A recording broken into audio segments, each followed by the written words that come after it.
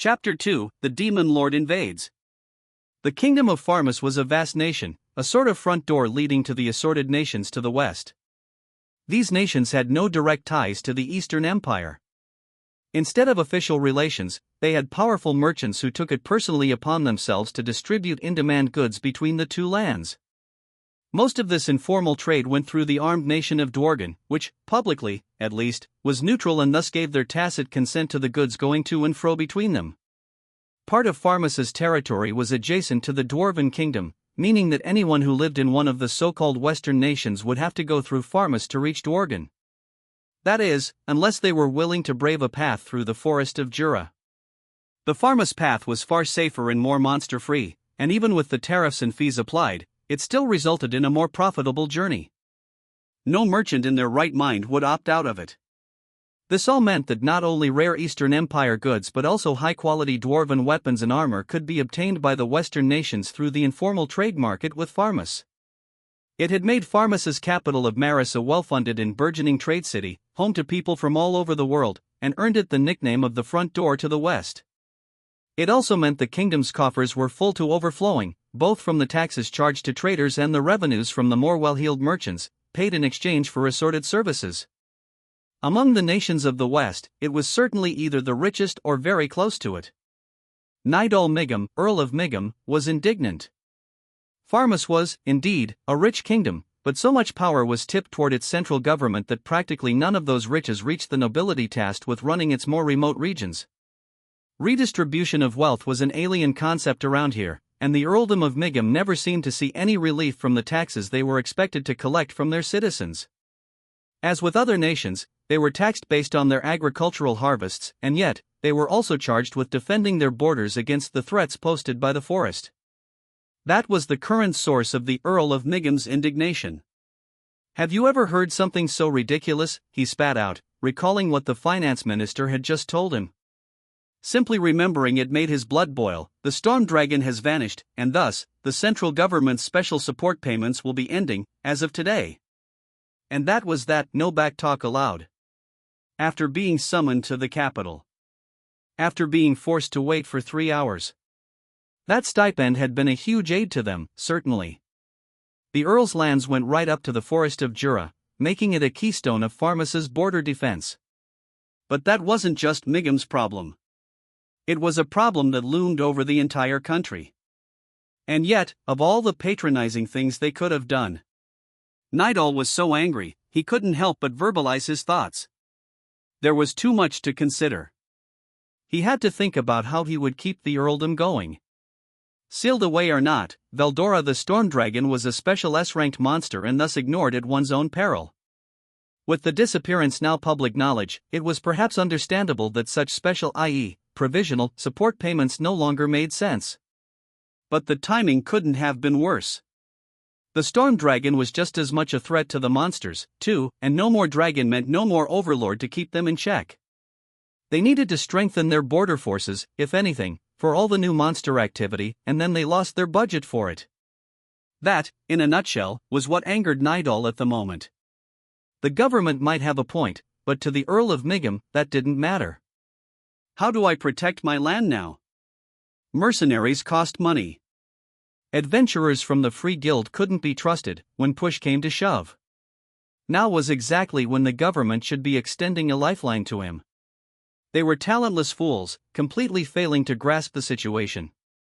If, heaven forbid, Nidal Migum's lands were swallowed up by hordes of monsters, it had cost Pharmus all the trust placed upon it by neighboring countries and large-scale merchants. It would be the government that would pay the price for that, and right this minute, it was setting itself up for doom. The Earl continued to curse his superiors under his breath. None of this was his own responsibility. He knew that, but still. He sighed in his wagon, his mind a tad more settled. No one left but the royal family to press upon. He recalled the face of the king.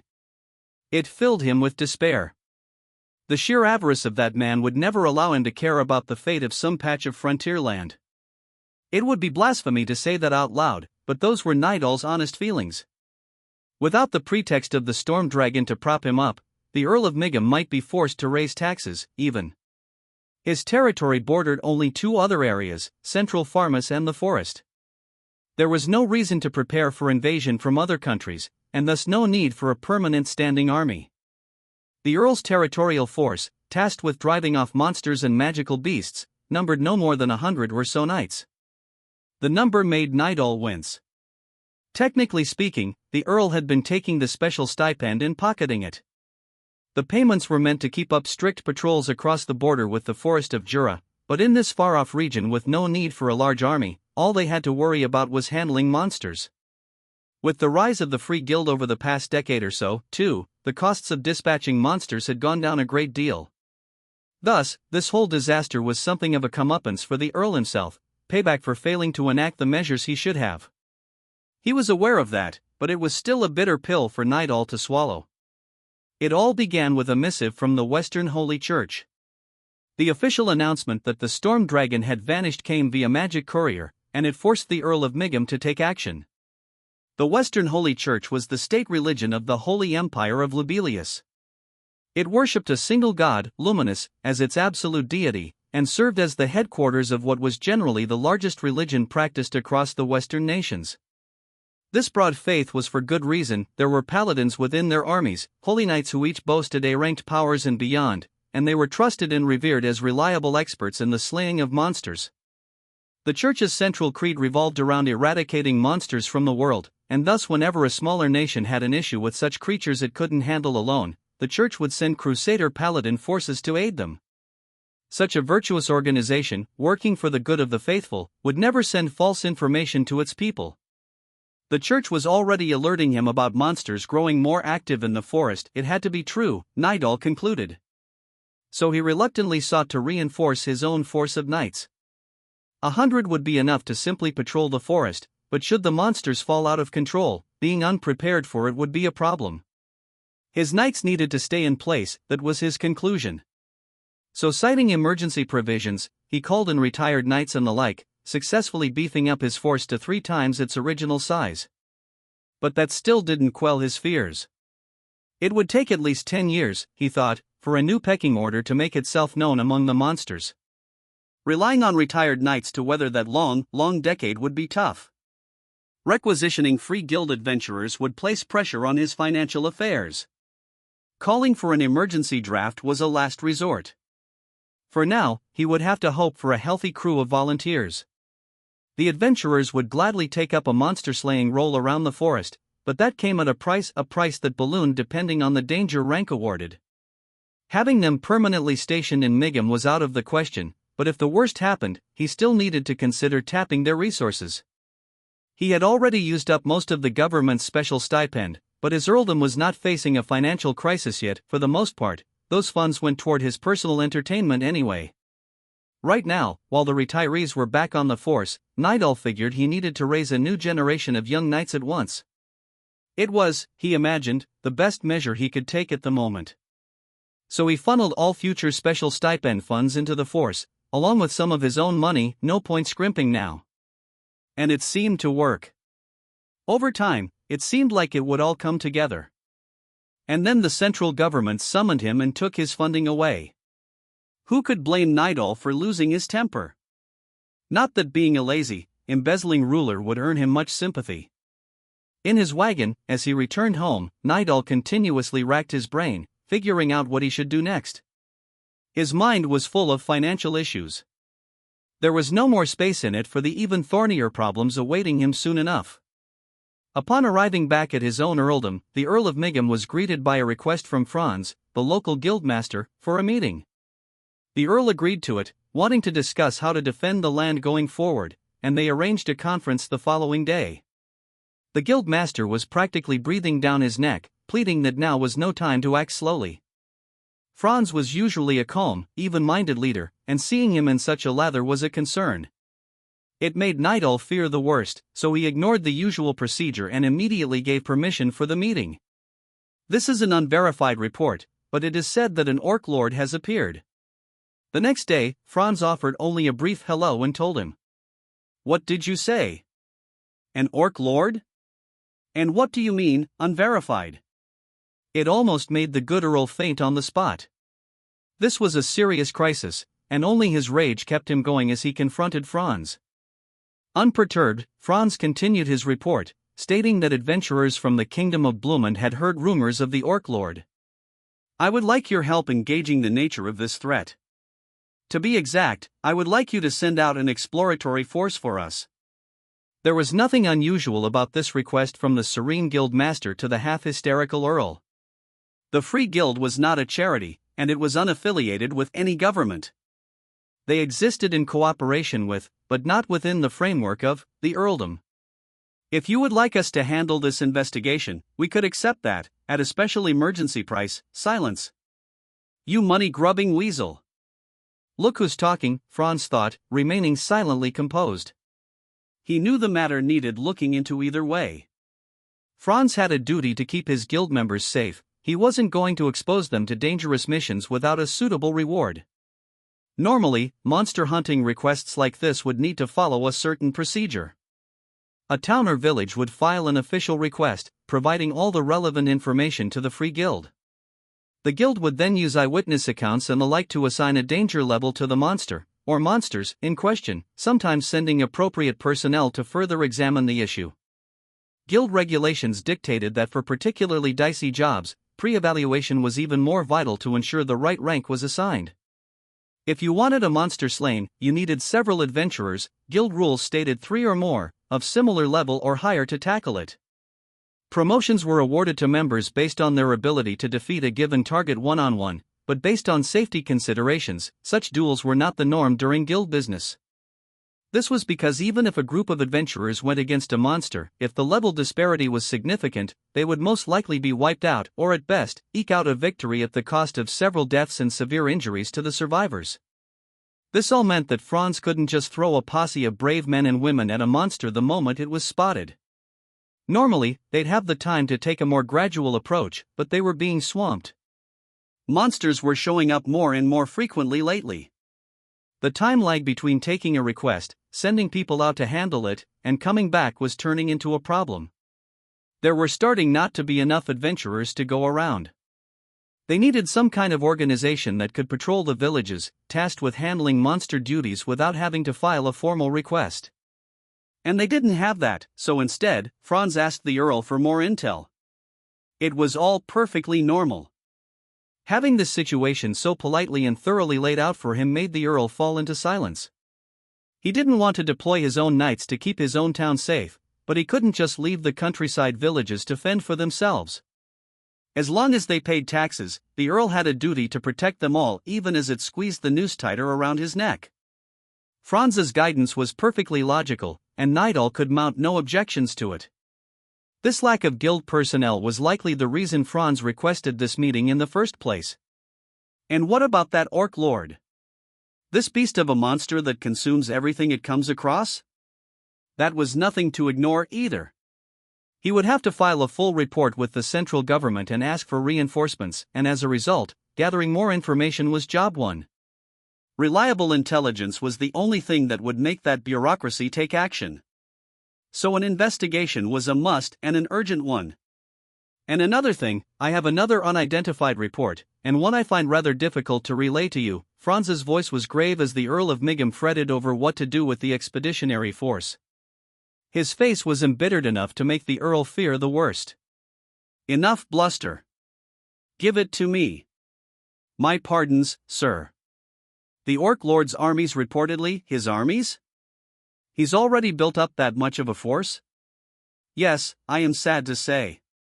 And they are reported to number, approximately 200,000. What? Can you truly be serious? Nidal was shouting at the top of his lungs. It did nothing to affect Franz's facial expression. He was not one to make jokes, and the Earl knew this was the truth. But it was tough to take. It was just too far separated from reality. And how sure are you about this? He asked, silently praising himself for not fainting on the spot. Based on circumstantial evidence, we believe it is quite likely to be the truth. Any suggestions on how to deal with it? Our only option is to ascertain which direction their armies are going and enact swift evacuation measures. You want me to abandon this town? If you believe you have a chance at victory for yourself, then we will not stop you from pursuing that. But if you ask us to participate in the effort, then I'm afraid we cannot accept that without hearing some concrete operational plans. All right, Nidal whispered, head hung down. You know there'd be no chance anyway. In that case, I will leave the expeditionary force deployment in your hands. With that final reminder, Franz quickly left the room. The Earl of Miggham thought for a moment. Whether the town would have to be abandoned or not, he had to consider the worst-case scenario. Which meant his knights had to stay put. But they needed that expedition to take place. What should I do? It was like all his neglect and mismanagement was coming back to him like a roaring tidal wave. But was there no point complaining about it? After pondering a few moments, Nidal came up with what he thought was an excellent idea. All he really needed was intelligence on the threat. Perhaps he could deploy a magician versed in teleportation magic, one who could return to town the moment he was finished with his investigation. This sorcerer's escort team wouldn't know about their own mission, all they had to do was protect him until they reached the forest. And if he just cobbled together a few of the expendable knights to build this expedition, he should be able to keep the salaries he paid to a minimum. And if they did manage to come back alive, he could deal with it then. The vital thing was to figure out where the Orc Lord was going. The group that Earl Nidal Miggham put together in response to this was called the Frontier Expedition Force. It was composed of 30 members. Inside town was a correctional facility that housed Miggham's petty criminals, villagers who went into debt and attempted to rob travelers from out of town, rowdies brought into custody for picking fights on the streets. They were usually put to work assisting the Night Corps, at times even serving as opponents for the Knights' combat drills as part of their corrections. One of these inmates was appointed the leader of the expedition force. Nidal wouldn't lose a minute's worth of sleep over their deaths. They were light on his finances, too, as an added bonus. That was about all the thought Nidal put into their selection.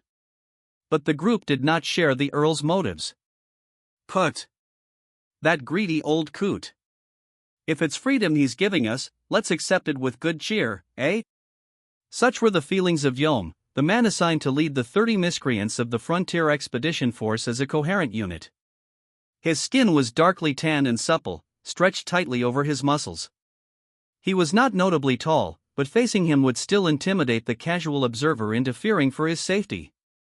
Often, that was all Yom needed to win the mental battle. This was backed up by his face, which wasn't unattractive, but his guttural, sneering smile made him difficult for anyone to dare approach. His talents would seem to indicate a quick promotion from street tough to the boss of one alley gang or another. Instead, Yom was now leading a force of 30 deep into the forest of Jura. It had been a week since they replenished their supplies at the last village bordering the forest. Rommel, magician and the Earl's protege, could feel himself wither around Yom, as if he had been placed in front of a ferocious man-eating tiger. He could almost feel his knees knocking. So what kind of expedition are we on? I'm afraid I can't tell you. It is a secret mission. Oh ho! What kind of nonsense is that you're spoutin', eh? I think you better tell me while I'm still a-skin nicely, know what I mean? I'm telling the truth. They haven't given me any details either, believe me. I see. Well, fine. They used contractual magic on us to make us follow your orders, but once this is done, we've all been promised our freedom. Right? Yes, precisely. The contract that was signed with my client, the Earl of Miggham, said exactly that. Yeah, and I'm tellin' ya, man, that's BS. How the hell we supposed to finish this mission if we don't even know what it is, huh? Bumpin' around in the middle of this evil forest. You screwed in the head, or what? Facing the full brunt of Yom's anger made Rommel feel like he'd faint from fear. He understood that his explanation made little sense, but no way could he give them the truth. If he did, he'd find it perfectly logical if they killed him where he stood. Listen, we received a report from the Free Guild that something strange is happening in the forest. So like I told you, our mission is to use this image-capturing magitool to record what's going on, then bring it back to town. Oh. So you wanna die, huh? Now I get it. Or do you think some sorcerer off the street like you can take on a pack of natural-born fighters? You don't believe that contract means you get the right to treat us like crap cause we can't do anything, do ya? Rommel's heart was struck with the distinct sense that this man was serious. The contractual magic meant that he had to follow Rommel's orders, but now he was starting to wonder how well that stuff even worked. He took a fearful step back, only to suddenly feel something cold upon his neck. Boss, wouldn't it be quicker to just kill him? A man dressed in black appeared, as if oozing out from the darkness. He held a knife, completely black in color, and it was now squarely against Rommel's jugular. Not so fast. I wasn't planning to, if he was willing to talk, but no. No, wait. I'll tell you everything. Just don't kill me, oh yeah? You willing to admit that we're here to investigate that orc lord yet? Ha?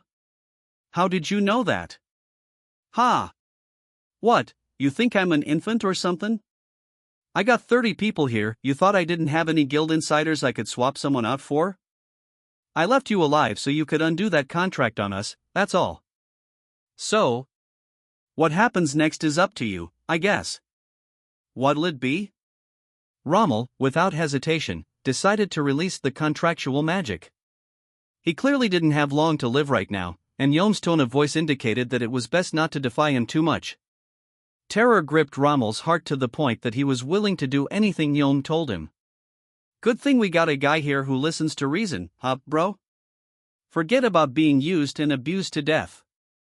Now we finally got some real freedom. So what are we gonna do with him? Please.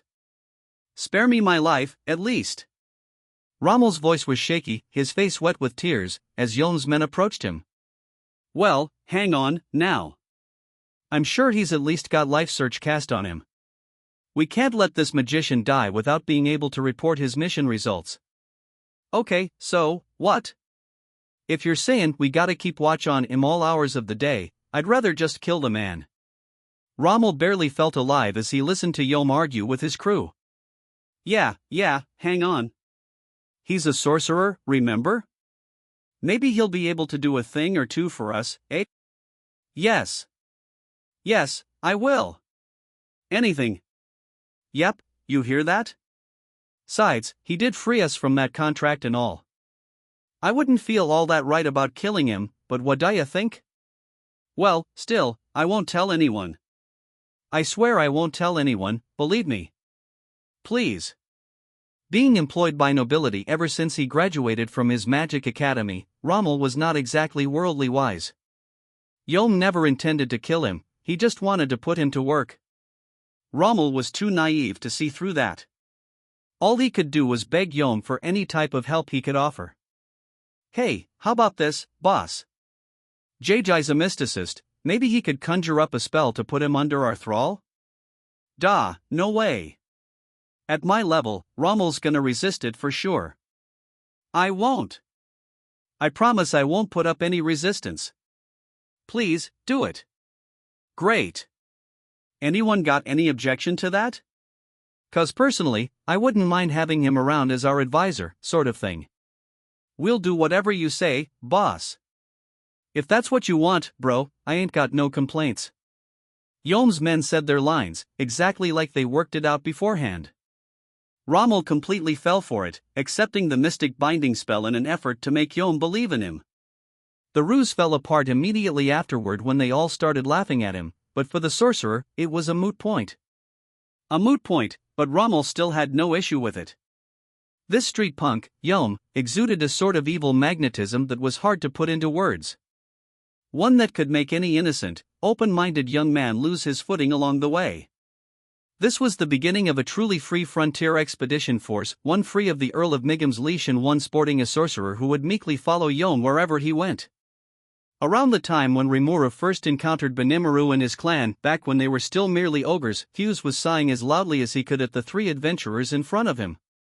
He had sent this trio to figure out what was happening in the forest of Jura, and the moment they got back, they began telling him the most astounding of tall tales.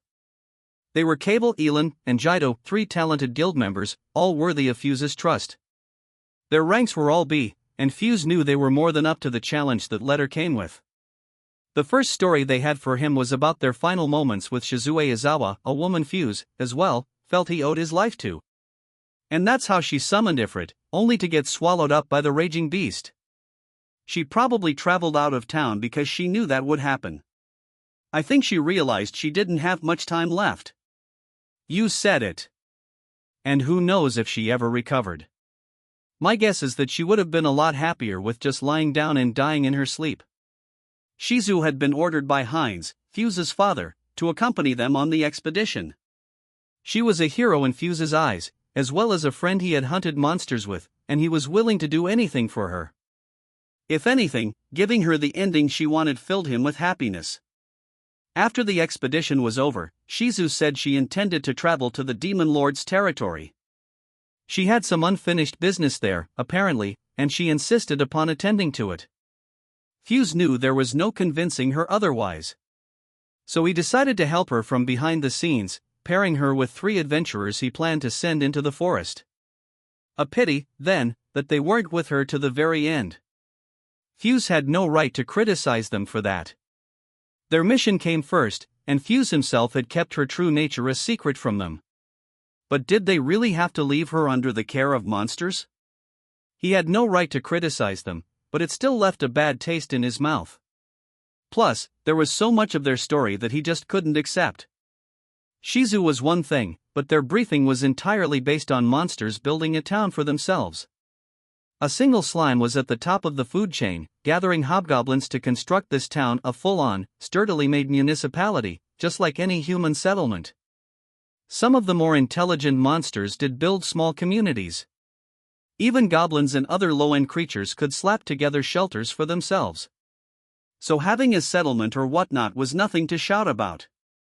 But this trio was talking about a bunch of monsters clearing land in the forest, chopping down trees, and using the wood to build homes. They even divided the town into distinct zones, crafting intricate plans about what would be built where. The more Fuse heard about it, the more it sounded like a real, full-on town. But it was hard to accept monsters pulling a trick like that. And that slime made him wonder. This creature, apparently named Rimuru, didn't seem like your typical named monster. In fact, all the monsters in this town were named, a situation that turned common sense on its ear. All this apparently happened after this Rimuru monster appeared. It was too shocking a tale to ignore. So after these monsters rescued you, this is the town you were taken to? Right. And we're talking, several hundred C-ranked monsters living together? There was really nothing we could have done. I thought I was a goner for sure. And then, they fed us actual cooked meat. Yeah, that was good. I hadn't eaten anything for 3 whole days, so, shocking though their tale was, however, these 3 buffoons were making it sound like a nice campout in the woods. And after that, Shizu went out of control and Rimuru defeated the Magicborn she transformed into. It was all simply beyond belief. Ifrit was a special A grade spirit. If something like that went rogue and started attacking, it'd be a calamity-class danger. A nation the size of Blumund would face a truly existential crisis. And a slime, the lowest class of monster, defeated this? Fuse wanted to shout at them to quit joking, but they all acted dead serious in their report. Between that, the dwarven artisans in town, and the healing potion that took care of even near-lethal injuries, he honestly began to wonder if they had dreamed it all. He suspected some form of illusory magic, but that was doubtful. Not as long as Elin was there. Magicians like her had high magical resistance, and anyone who could overcome that with their illusions was a special A grade in themselves. Plus, the equipment the trio had on was some seriously compelling physical evidence. They had boasted about it to Fuse to no end, but clearly it was of quality make and superior performance, a first-class set. They even possessed an item or two forged by Garm, that most famous of dwarven craftsmen. Fuse could tell they weren't fakes. Based on that evidence, the story couldn't have been a magic-driven fever dream. It was ridiculous, but he had to accept it as the truth. He had to, but the report left him at a loss. How should he even judge this news? We had best send someone else to investigate, he decided after a week's worth of pained deliberation.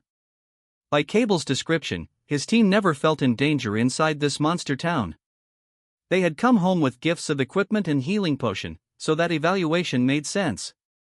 That, and after examining all this equipment, they found no curses applied to it and also potion of a better quality than almost anything the local guild had seen. Fuse had the equipment returned to them, they'd be constantly complaining to him otherwise, and their original gear was all broken into pieces anyway, apparently, which meant they couldn't take any more jobs without it. In exchange, he did collect the remaining potion from them, using it to confirm their story. When a painful burn victim came into the guild, he used the potion on him, wondering if it'd work as well as Cable claimed it did. In an instant, the blistered skin was healed, without so much as a scar remaining. The sorcerer doctors at the hospital had seen nothing like it, they swore it was akin to a divine miracle, brought about by the holiest of magic. That bumbling trio wasn't lying after all. This town of Rimuru's was orderly, populated by monsters that followed the slime's orders. What's more, although Fuse couldn't guess at the motive, the slime expressed a desire to visit their own city sometime. Cable and his friends said he was welcome, and should it ever happen, Fuse had already asked the trio to arrange things with him. To him, the idea of letting some unknown monster venture into the kingdom of Bloomund was outrageous. But defying the will of a monster powerful enough to defeat Ifrit solo would be just as foolish. Fuse found himself plagued with self-doubt. If I let such a monster into town, I could easily be prosecuted for subversion against the state. No matter what it took, even if it meant providing his own funds for the job, he really had to investigate this in more detail. Just as Fuse was fretting over who to select for this new expedition, Cable and his cohorts came running over with a new problem. He could hear Cable calling for him in the guild building now. Meeting him without an appointment normally wasn't allowed, but the panicked tone of his shouting gave Fuse pause. "What is it this time? Is it something to do with that one?" he asked inside his secret reception room, pointing out a hooded figure among them. "We got trouble, Fuse. This guy said there's an orc lord out there." "An orc lord?" Fuse almost spit his tea out. First Veldora blinking out of existence, then this mystery slime, and now this orc lord. Maybe none of it directly affected Bloomund much, but he was aware that monster sightings had been going up in some nearby kingdoms. Fuse suspected it might all be connected, and the thought was draining.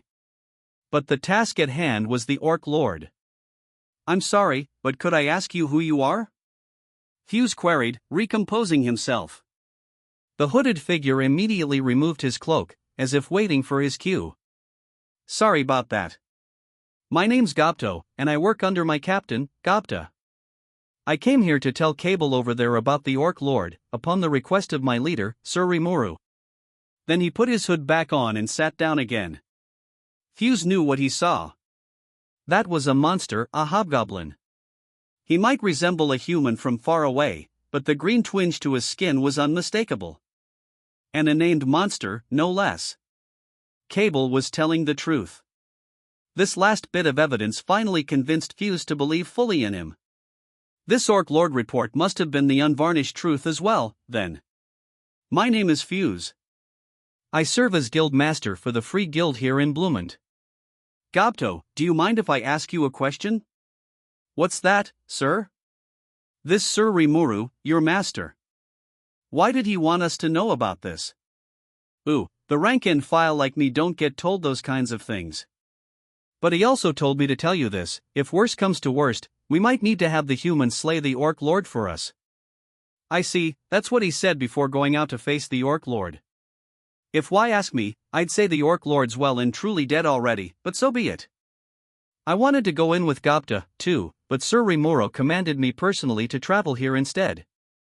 Gopto must have been fairly peeved about that, if he volunteered that information without being asked. He practically grumbled the last few words out. But Fuse was too thrown by the revelation to pay his tone of voice much mind.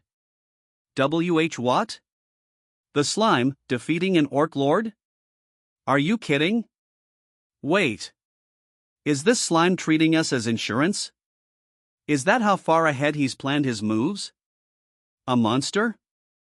That's ridiculous. Fuse tried to process the news through his extreme confusion. Cable's group watched on blithely, apparently willing to let Fuse decide whatever he wanted. Fuse didn't appreciate that much, but now was no time to complain. He calmed his troubled mind. You ask me, though, Cable volunteered, that Orc Lord's gonna be no match for Rimuru. Oh, you said it. He took out Ifrit all by himself. If you let an Orc Lord mature, it can be pretty bad news, but freshly born? Nah. It's just not enough of a threat for him. Not that we've got much to do with it, though. Hearing the trio's uninvited commentary made Fuse feel like he was about to have a coronary. He summoned up all his spirit, trying his hardest to keep calm as he sized up the situation. Between them and Gobto, nobody in the room seemed to doubt Rimuru's ultimate victory. That was, well, whatever. The problem was, what was Rimuru thinking at the moment? His distinctly unmonster-like activities stood out in Fuse's mind. Building a town, leading great crowds of monsters, and yet apparently seeking a cooperative relationship with mankind. And this latest development seemed to confirm all that. If he was defeated or thought he couldn't win, Rimuru probably intended to retreat. If the humans weren't aware of this before that point, they'd be so unprepared that they'd have no chance against the Orc Lord's armies. That was the slime's prediction. So if he was telling us beforehand to prevent that, was Rimuru the slime some kind of special creature? He seemed so to Fuse. All right. Thank you for relaying the message. We'll take action here if it comes to it, so could I ask him for his help at that time if need be? Understood, sir. I'll be off, then. Before anyone could stop him, Gobto was off his seat and out of the room, a dignified, and very unmonster-like exit. We gotta go, too, Cable said as he herded his gang out behind him. What a crazy scene this is turning into, Fuse whispered as he watched them leave. I'm not sure I can deal with this guy by myself. Better talk to my friend first. The image of his good friend, the Baron of Vuryard, popped into his mind. This was now a national issue, and Fuse was prepared to tackle it. The expedition he was picturing in his mind would soon be greatly expanded, to the point where it would become a 3-month investigation. 3 months later, he had his reports. This was right when the demon lord Malim attacked Rimuru's city. Fuse was there, at the usual spot, having a secret meeting with Baron of Vuryard. So this is the report from your investigation? Based on the evidence from their march, the force numbered several 100,000. That suggests beyond a doubt that it was an Orc Lord, doesn't it? Indeed, Baron. You would never believe how hard it was to ask the king for permission to deploy his intelligence department. They certainly came through for us, though. Fuse's face contorted in frustration. The conditions required to earn this favor from the king were far from palatable to him. Yes, I heard. It seems they have a chair all ready for you in that department, no? I imagine your father would like to hand his position as supervisor over to you sooner rather than later. Don't remind me. I have enough on my plate dealing with guild master duties here in town. True enough. But that's a discussion for another time. This is some extremely valuable information, a town of monsters, and a slime living there that can overcome an Orc Lord by force. An Orc Lord who may have led an army of up to 200,000, no less. And scariest of all those surviving orcs simply settled across the land instead of rioting and running roughshod over it. Is it all really true? I mean, I know it is, but I cannot believe any of it. Fuse could understand the Baron's feelings all too well. He felt the same way. He had asked the king to deploy his spies on the assumption that Cable's report and the hobgoblin Gobto's message were entirely true. The resulting intelligence both blew his mind and made him realize Blumund was facing unprecedented danger. No adventurer in the world could slay an Orc Lord with an army in the 6 figures supporting it. Even if they managed some kind of stealth mission to assassinate this nemesis, and even if it worked, that army would go nuts and raze all the nearby villages. There'd be no way to counter that. The national army would be a drop in the bucket, and the night core of some tinier kingdom would just be swallowed by the stampeding horde. You're right. It's simply unbelievable. Would monsters take such an intelligent, considered approach to this? And how did they convince that massive army not to riot in the first place? Did they actually manage to feed that many orcs? They must have. It's impossible to accept, but we have to. That slime, Rimuru. I think he saved all of us. Yes. Indeed. Fuse fell silent for a moment before continuing, trying to gather his thoughts. So we have a town of monsters about a 2-week journey from Bluemond. That much, we've confirmed. They said it was an astonishing example of functional beauty, but they only had the chance to view it from afar. They've clearly been at work on a wide swath of land around the town, but all of it was still covered under a tight network of patrols. Even our own agents suggested that infiltration would be difficult at best. Doesn't that tell you a lot about the intelligence level of this town's monsters? And the real question is, how should we handle our own relationship with them? Should we approach the slime as a benevolent presence or as a potential threat to try to eliminate? Wait. You speak of eliminating him like it would be simple, but is such a thing even possible? Permission to speak freely, sir? Go ahead, but I think I already know the answer. Well, it's not. How'd you guess? Baron Verjard didn't raise an eyebrow. To him, as much as it was to Fuse, that was already a given. They had both concluded that Blumen had no chance of victory alone, not unless the Western Holy Church was willing to expend paladins for the job. Each resident of that monster town was at least a C rank in themselves, as expected, since they were all named. Some were reportedly in B or A territory. Their total war power couldn't even be measured right now. Perhaps I should try paying a visit. Are you volunteering for that, Fuse? Sure. I want to measure this Rimuru guy with my own eyes. Verjard gave him an approving nod. Hostilities weren't anyone's first choice, but this was no potential challenger that could be left ignored any longer. Fuse felt the need to judge for himself. Relying on someone else to make that call wouldn't work. That was the best choice, and a choice he could only make because the Baron respected him so much. Plus, yesterday's events made Fuse believe all the more that visiting this slime directly was the best solution. He had asked Cable's group to guide him to the monster's town on that same day. While they spoke, they were all approached by another stranger with a message. You are Cable, right? The man asked. I am here to relay a message from Sir Rimuru. The Orc Lord issue has been resolved.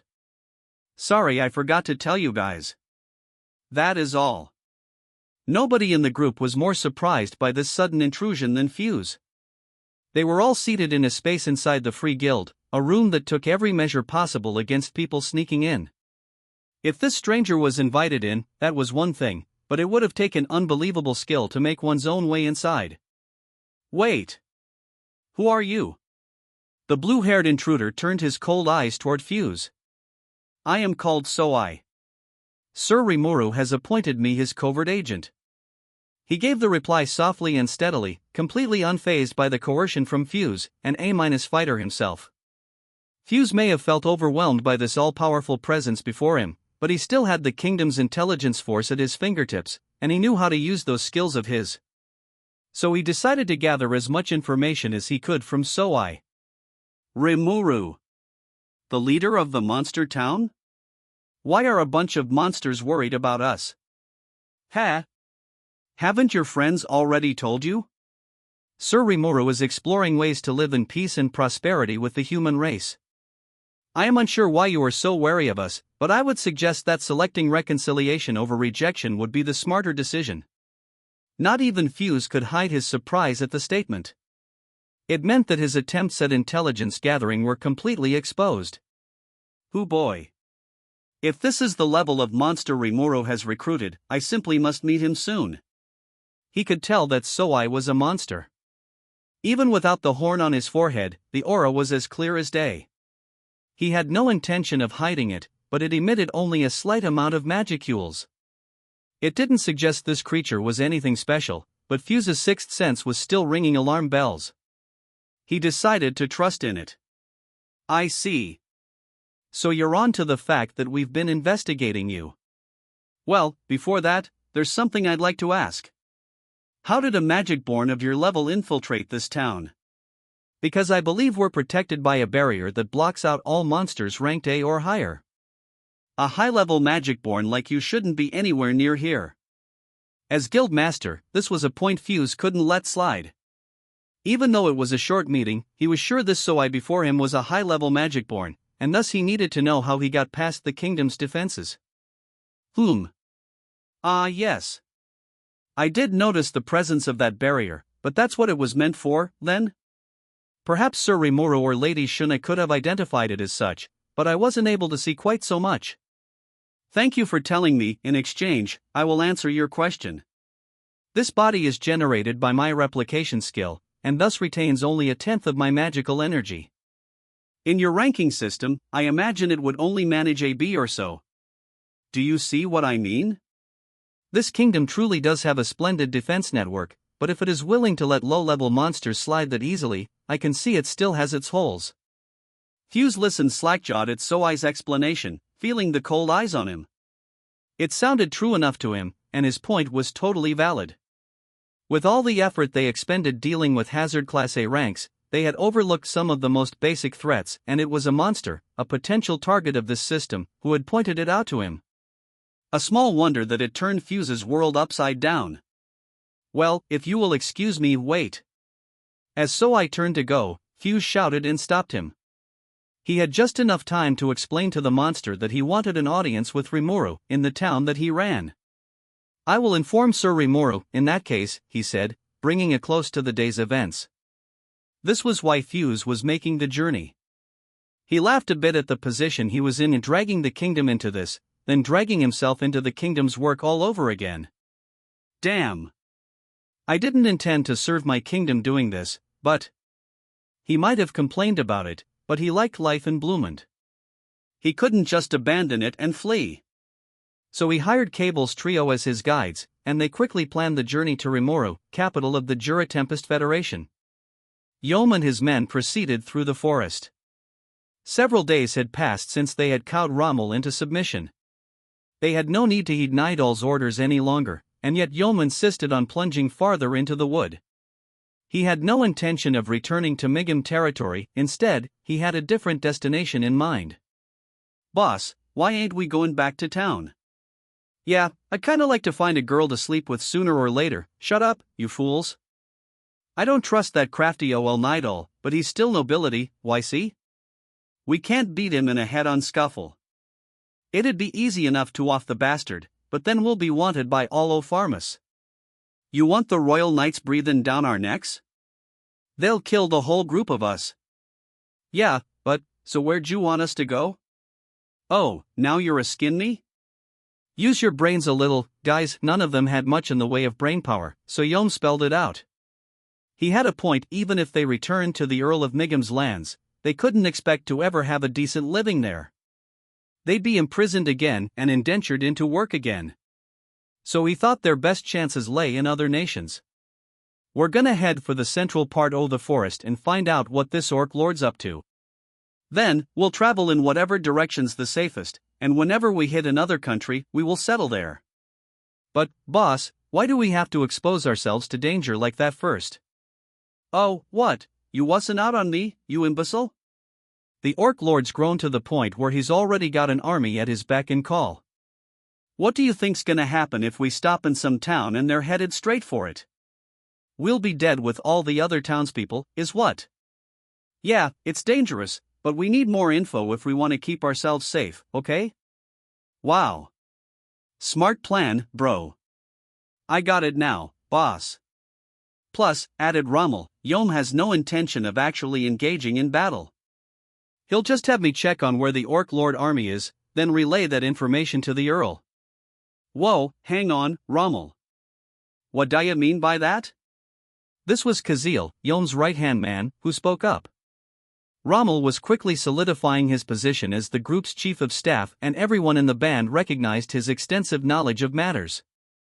I mean, once we take care of the original job assigned to us, we can make the good Earl think we were massacred by the Orc Lord.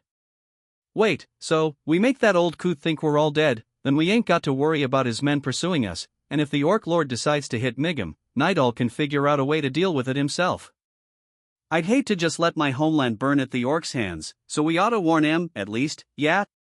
Yom explained to Kazil, who was having trouble understanding. Quite so. I will tiptoe up to the Orcish army and use my magic to detect their activity. Once I've confirmed where they are headed, I will teleport myself, and only myself, to the Earl and report back to him. This is when I'll tell him that you were all vanquished, so no need to worry about that. Besides, if we've gone this far, I might as well collect our pay from him, yes? Then I'll make up an excuse to return here, so do make sure to wait for me. The spark of understanding finally began to spread around the band as Rommel went more in-depth. Ah. Now I see. Then we can escape to somewhere safe and start a new life, huh? Yep. Exactly. Yom's intention was to have the entire band join the local free guild or whatever, gaining a little security for themselves. Free guild identification papers were added to a ledger kept by Magic, ensuring they were valid in any nation. Criminal records, meanwhile, weren't. It felt like the perfect plan to Yom, but any crimes they committed after joining the guild would also be marked on their magical records, so they'd have to be careful about that. Well, we can think about our next moves once we reach our new homeland. With our numbers, we ought to be able to take on some decent monster runs and live off of that. But before that, we need to make it out of this mess. You hear me? If the orcs stumble upon us all first, we're gonna be in deep trouble. Y'all keep your eyes open, you got that? With that, Yom closed the topic. First, find the Orc Lord's army. Then, get out safe.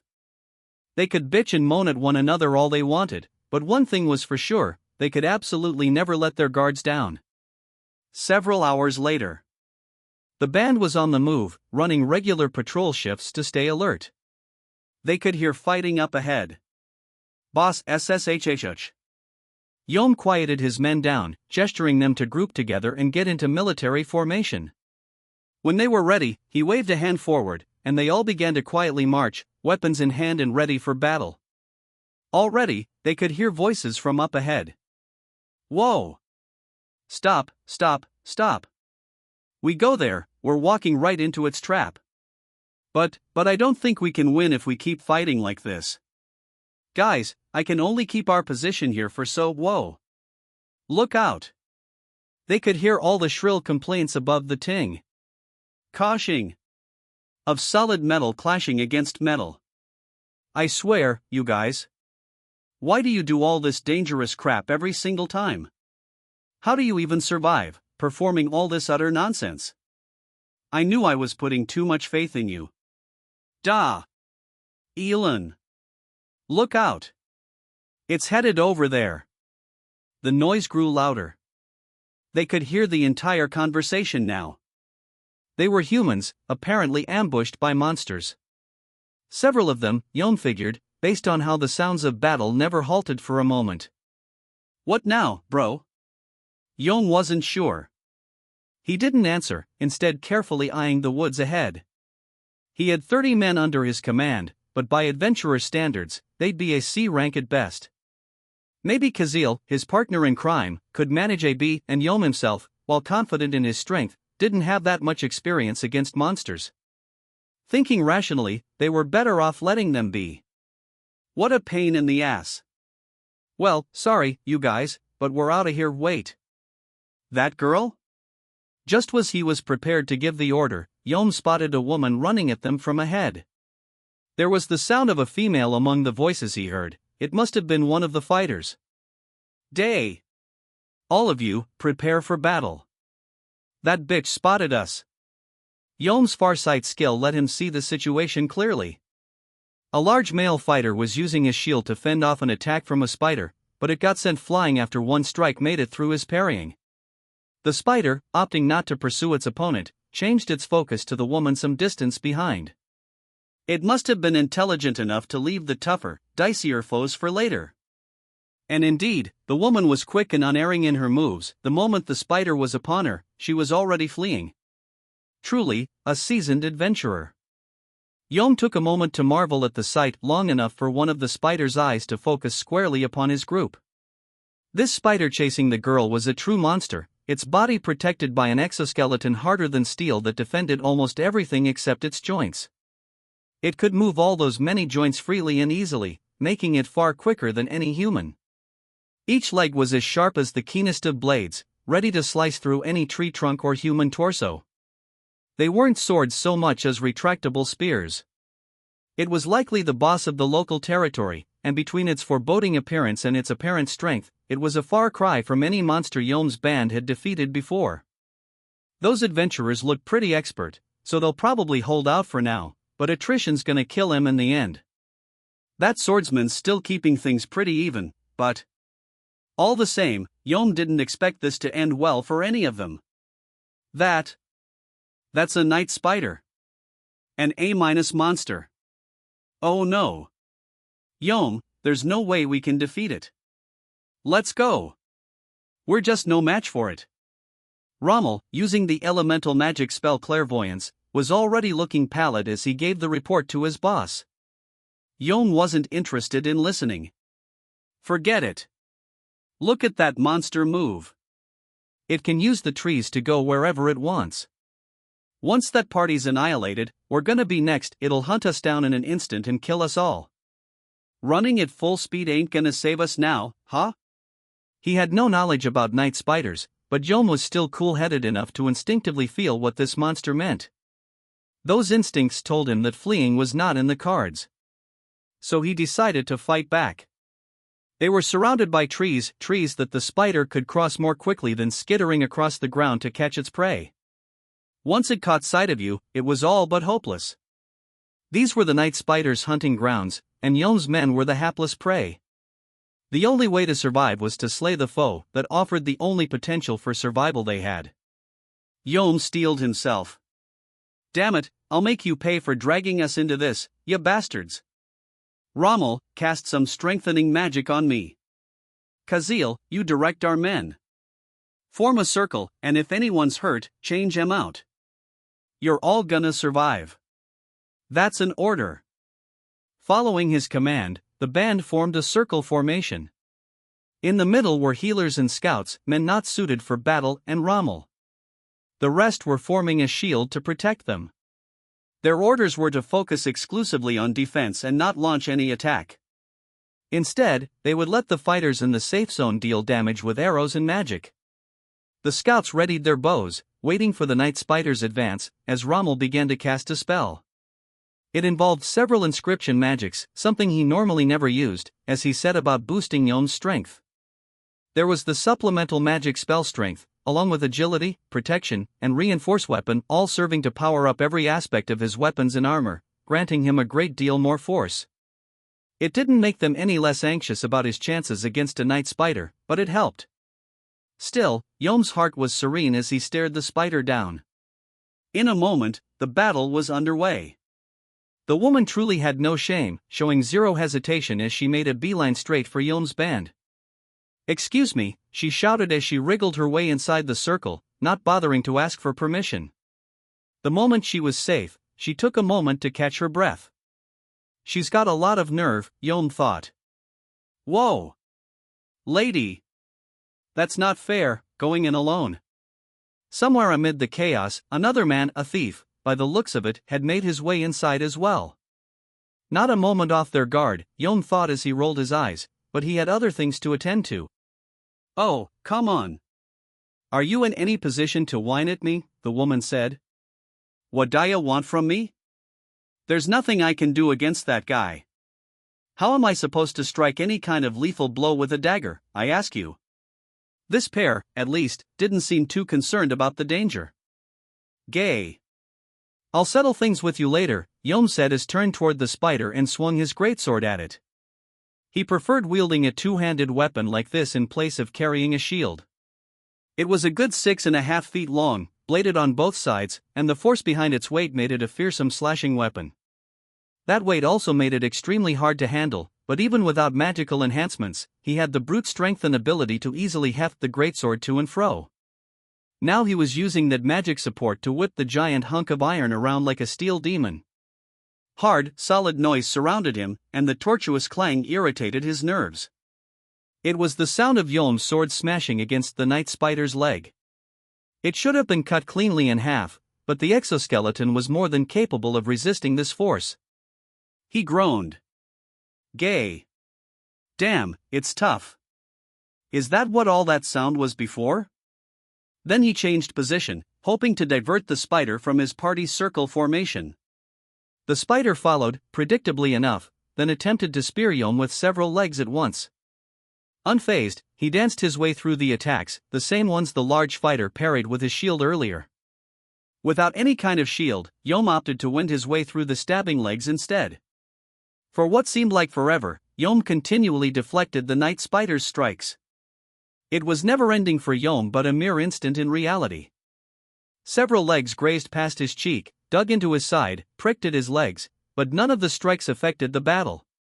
He had dodged them all, and as he had the spider's attention, the man with the shield, along with a lightly equipped swordsman, were back in the battle, equipped with a new set of magical enhancements and ready to fight again. Sorry we got you into this. I'm Cable. You can whine at me later. No time for details. Just call me Fuse for now. Yom. My band's nothing but a drag on us, I guess. We'll have to take care of this ourselves. Got it. With that short conversation, the three refocused on the attack.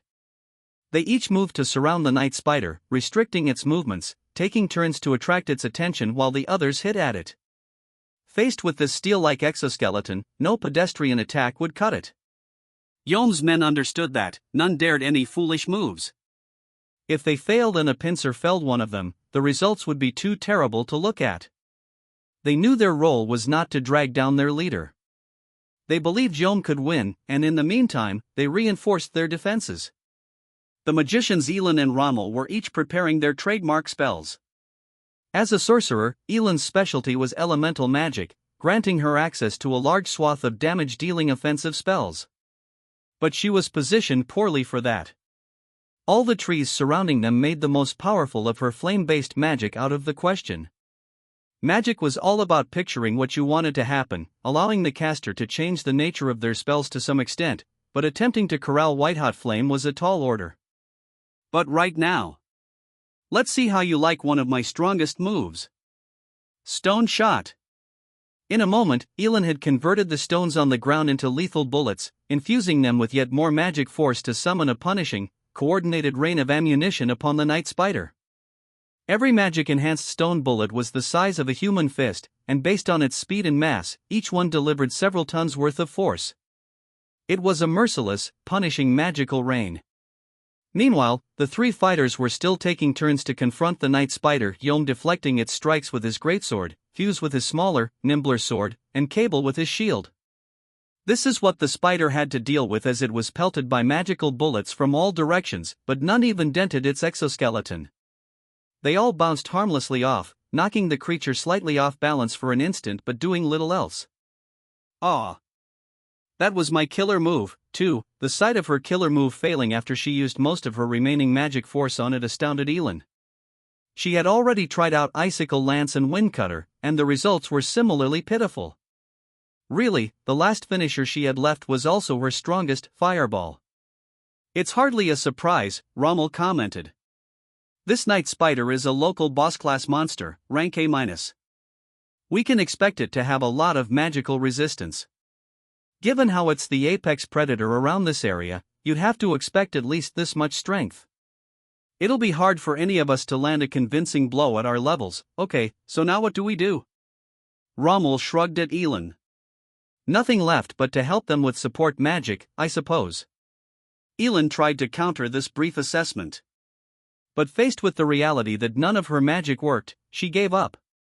She had a feeling, without even trying it out, that Fireball would meet the same fate. Oh, alright. I hate not being in the spotlight and using stuff like this, but I've got magic barrier on me. Rommel nodded. As a sorcerer himself, he had several inscription magics at his disposal. Those were what he had used on Yom, and the other two fighters were already enhanced enough. The enemy's offense is so strong that it just peels away any magic effects on them. It's over if they break their weapons, so it's all I can do to keep just reinforced weapon going. If you can fully focus on building that magic barrier at all times, that'll help us out. Alright. Elin adjusted her outlook on the battle. She couldn't deal magic damage, so she was stuck with a support role instead, a role she happened to be first class at. Calculating her remaining magical force and recovery skills, she distributed her magic as needed for the battle at hand, and Rommel did the same by her side. It wasn't flashy, but it was a consistent approach to magical support as they concentrated on keeping the aid flowing to Yom, Fuse, and Cable. He may have said just reinforce weapon, but he still managed to keep his other spells going as well without interruption. It was an impressive, top-level feat from Rommel, the result of him perhaps toughening up a bit and sowing the seeds of his own magical talents during the past few days with Yom. The performance lit a fire in Elin. Not bad. Better not lose the spotlight to him. Now, she didn't mind the role so much. Not flashy, but absolutely important. Meanwhile, the Night Spider and its opponents continued to trade blows with one another, the sheer, wearying intensity of the confrontation not allowing them rest for a single moment.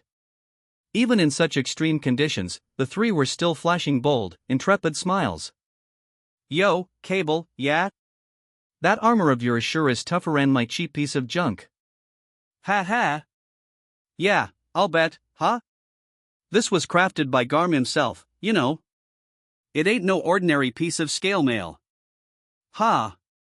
Garm the dwarven armor smith? Dang, no wonder. It looked like you took a couple direct stabs, and you're none the worse for it. Oof, you saw that? That's embarrassing. Well, I may not look it, but will you two take this more seriously, please?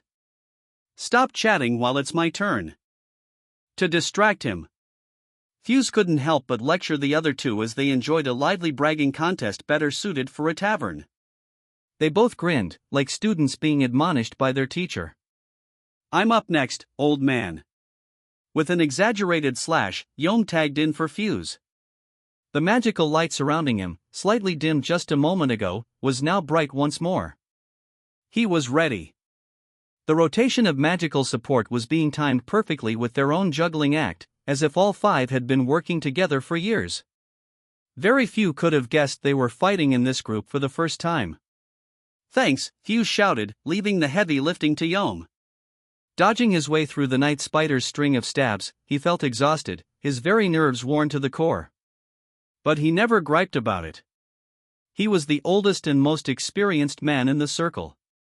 By the guild's rankings, he was an A- adventurer. His position as Blumen's guild master meant he was no longer on the front lines, but he never stopped honing himself, the reason he was still able to keep up with this spider's movements. But I'm definitely losing my edge. I could have taken this guy solo way back when, but not now. All I'm doing is buying us just a small sliver of time. Still, he was the great natural talent among the trio surrounding his foe right now. And because of that, Fuse could predict how this would turn out. This isn't good. Sooner or later, they would falter. With the right magic, tackling a monster stronger than you would be feasible enough. Here, that wasn't working out.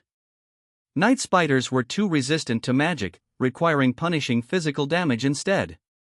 Fuse understood that, out of this group, only the three of them were gifted enough melee fighters to deal out that kind of damage. Yom's men weren't up to snuff. So it was all up to these three men, but after 10 or so minutes of battle, they had hurt the spider only a tiny amount. None were seriously injured yet, but they couldn't hide their accumulated fatigue. Gaining another fighter in Yom, along with some much-needed magical support, was what allowed them to even tread water. Oh, man, I dunno, pfft. Quick, you're crying. You're the ones who roped me into this. We're all gonna get killed if we can't do this guy in, so if you got breath left to bitch at me, move yourself. When Cable muttered to himself, Yom launched into a tirade. They all understood that perfectly well. Without any really decisive magic that worked, they knew that beating it with their own muscle was next to impossible. But giving up was a one-way ticket to death. They all drummed up as much courage as they could, continually throwing themselves into the all-but-desperate battle. Then they heard another voice. One much more relaxed. Ha? Ooh. Hey, is that you, Cable? Whoa, long time no see. And you're fighting a monster like always, too, huh? You sure must like fighting.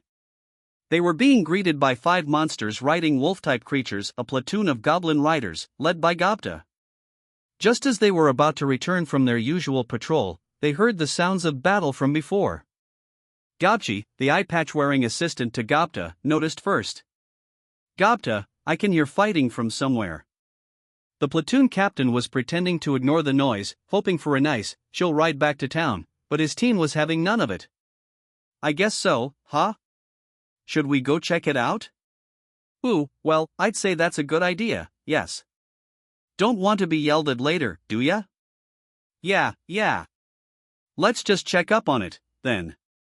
Following Gapchi's advice, the platoon headed toward the sounds. And then Gapta found a couple of familiar-looking faces fighting a night spider. Whoa! Damn, it's you, Gapta. Don't just stand there like an ass, help us out. We're running out of time. Cable sounded quite a bit more hairy than Gapta, dodging the spider's sharp barrage of strikes as he shouted. He was plainly near the end of his rope, simply letting the multi-leg attacks he couldn't fully parry bash against his armor. It wouldn't be long before that armor gave way, and with it, his life, perhaps. Ooh, that's Fuse, isn't it? Hey! Fuse. It's me, Gapto. You too, Gapto? Hurry up and take my place. Just as Gapto spotted Fuse and called out in greeting, Cable was the one who shouted back as the spider flicked his helmet off his head for him. Well, alright. I'll take over for Cable. Gapchi, you get everyone else to distract the spider. At Gapta's orders, the platoon began to move.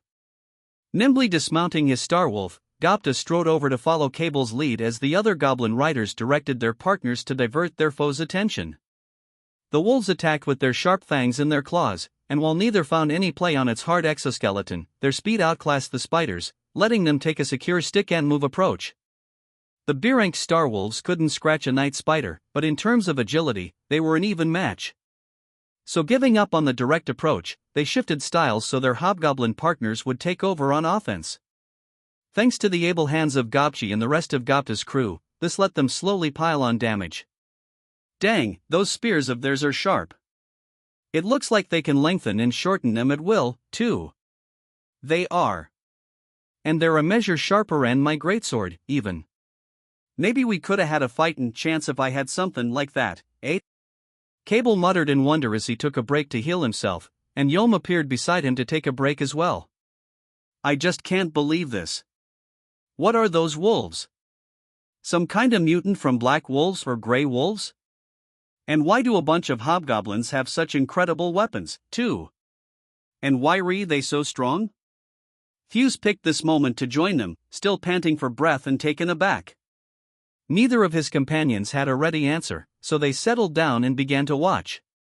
Considering the brutal battle they just waged, it was hard to imagine what they were seeing now. The goblin riders were boldly attacking, or seemed to be anyway, although they appeared to be giving themselves a fairly large safety margin. None of them were damaged. Meanwhile, Gapta was the only one confronting the night spider on foot, leaping this way and that to attract his foe's attention. He didn't have to fight for it. It seemed like he had a full grasp on every twitch of the spider's legs. Man! That hobgoblin Gapta, he said? Who the hell's he, huh? And, even before that, Yom cut himself off. There was a lot he wanted to ask, but he resisted. Now wasn't the time. He wanted to catch every moment of this battle while it lasted. Gapta busied himself with twisting, bounding, and dodging the spider's attack. Kinda slow. Compared to the ringer Hakuro puts me through, this is easy peasy. Taking a closer look at the spider, he realized that it always stopped moving for a moment before unleashing one of its leg pincer combos. The multi-leg attacks followed a set rhythm as well, making it simple to predict where they would stab next. Okay, let's get this over and done with. With a single, spirited shout, he removed the short sword from his waist and, with pinpoint accuracy, slashed at a small wound made by one of his goblin riders. One of the spider's long, spear-like legs arced through the sky. It was sliced cleanly from its body. Dang! Whoa, Gapta! That's incredible! Now that's a short sword. I think I'm in love with how it cuts. Gapta wasn't one to ignore all the praise from his friends. It was forged by Kurobe for him, thanks to Rimuru's promise. It was certainly no bargain basement item from the local weapon shop, it was a masterpiece of a blade, crafted to be as sharp as possible. It was also magic, imbued with a certain extra effect thanks to Rimuru's deviant unique skill. When Datta willed it in his mind, the blade would encase itself in ice, turning it into a jagged, frigid blade that could also be launched as an icicle lance. Datta didn't invoke it here, using magic took up a massive amount of his own magicules, so he couldn't just whip it out on a whim. Kurobe had reminded him time and time again about how his ace in the hole should only be used when the time was right, and he followed that advice faithfully, never wasting his arsenal. Besides, now he had a weapon even more effective than an icicle lance. This is even better.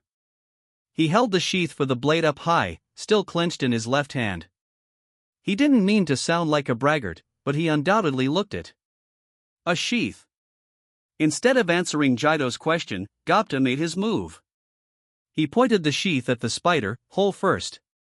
The next moment, it emitted a sort of blackish-red glow. The entire inside of the scabbard was lined with magisteel, with insulated electric wire wrapped around it like a solenoid. Energizing this wire with dark thunder, the skill that Deviant had granted it created a powerful magnetic field, which then launched the bullet at the bottom of the scabbard out of the hole. A sort of coil gun, in other words. It was called the case cannon, and while Rimuru had made it mostly for fun, Datta was a huge fan. The scabbard ejected a hunk of iron around 2 centimeters across. It made no sound, but the effects were dramatic. The spider writhed in intense pain, its mouth shivering and gnashing. The resulting otherworldly noises sounded like pure anguish. And why not? The shot had gouged out or flattened several of its eyes, which were now spurting out jets of blue liquid. Yow! That was great, Datta, one of the other goblins whooped. The humans, meanwhile, had nothing to say. Not even Fuse could fully parse what had happened. What the hell was that, he stammered out. Datta had other things on his mind. Well, we're gonna have one heck of a feast today.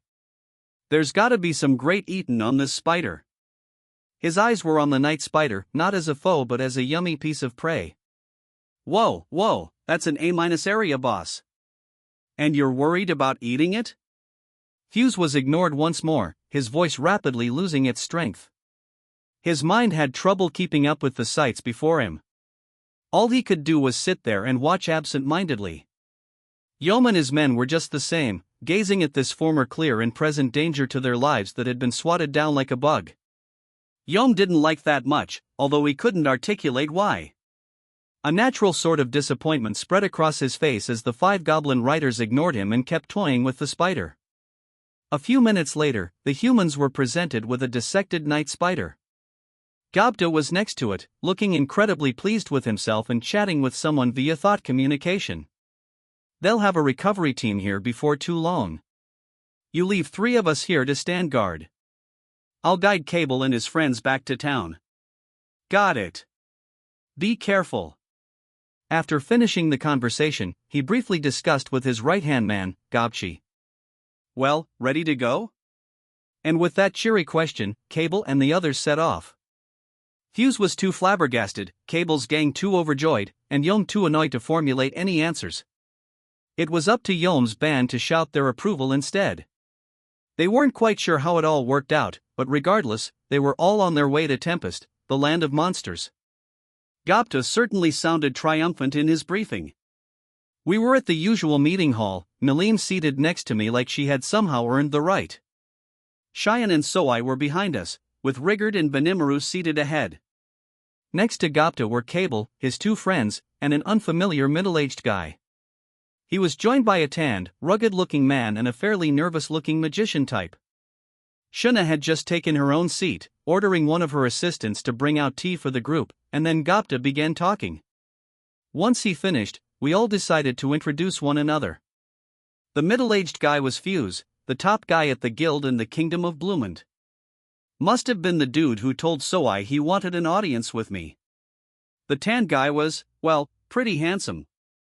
Not as much as Benimaru or Soai, but he had smooth, taut muscles and a wild look about him that must have floored Am at the tavern. His name was Yom, and he called himself the captain of the Frontier Expedition Force, sent out by one of the earls in the Kingdom of Farmus. The thin, flinchy guy next to him really was a magician. As it turned out, Rommel was his name, and judging by the looks of things, he was the brains to Yom's brawn. Once they all gave their names, I decided to give mine. Guess I better speak up, too. My name is Rimuru Tempest, and I'm the leader of this town, or nation, or whatever you want to call it. The Jura Tempest Federation is the official name for it. And as you can see, I'm totally a slime. It felt necessary to mention that, given how I was the only non-human in the room. It made the older guy open his eyes wide. Truly, a slime. He seemed to know at least a bit about me, but I guess I should have expected him to be a little shocked. If it didn't personally happen to me, I guess I'd have trouble believing that a slime was going around acting like the king of his little nation of monsters. So, Rimuru, Cable asked, who are all the new faces in the room? He must have meant the ogre mages. I gave them all an intro. That just left Milim, who spoke up before I had a chance to point her out. And I'm Milim. Good to meet ya. A pretty casual intro, especially for a demon lord prone to bouts of cruelty like she was. Hopefully nobody was fooled by the pretty face. Fuse was the only one to respond to the name Milim with any sort of suspicion. Maybe he knew about her demon lord side. Cable and Jaido, meanwhile, were alternating their gazes between Shuna and Cheyenne. Milim might have been cute, but they must have already dismissed her as too much of a child. They certainly are honest to themselves, at least. Yom and Fuse must not have been too interested in potential romance, or maybe they were just nervous, having to deal with monsters like this. Their faces remained stony serious. I wish Cable and his gang could learn from them a bit. I can understand how they feel. It was odd, though. Datta ran down the whole story for me, but I still didn't understand anything about what went on. Why were Fuse and Yom fighting together?